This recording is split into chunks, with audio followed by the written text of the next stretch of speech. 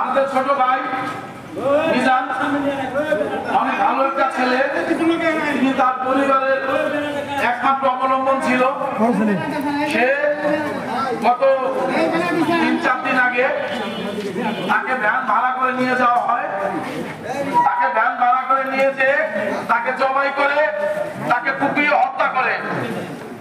আজকে তার বাবা মা সহ সাধারণ সর্বস্তরের জনগণ আজকে সেই মিজান হত্যার ফাঁসি চেয়ে তারা আন্দোলন করতেছে।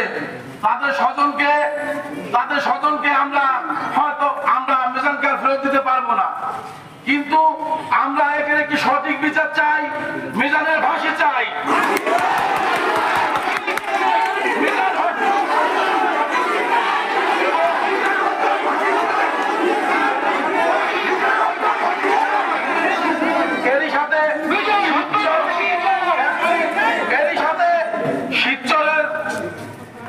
আমাদের ওসি সাহেব, রতন শেখ সাহেব, তাদেরকে আমরা ধন্যবাদ জানাচ্ছি।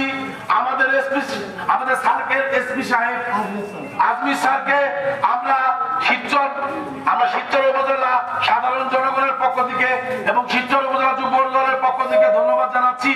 তাদের অক্লান্ত পরিশ্রমে আসামিরা গ্রেফতার হয়েছে। তাদের এই ঋণ আমরা শোধ করতে পারবো না। আমরা একটি কথা বলতে চাই, আর কোনো মার বুক যাতে খালি না হয়, আর কোনো ভাই যাতে ভাইকে না হারায়, আর কোনো বোন যাতে তার ভাইকে না হারায়। আজকে তার বাবা মার পরিস্থিতি দেখুন, একমাত্র ছেলে তাকে এই নির্মমভাবে হত্যা করেছে।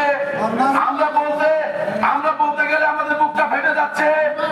আমরা এই সঠিক বিচার চাই।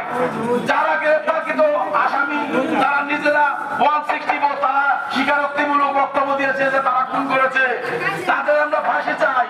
তাদের অবিলম্বে ফাঁসি দিতে হবে। তাদের ফাঁসি স্বাধীন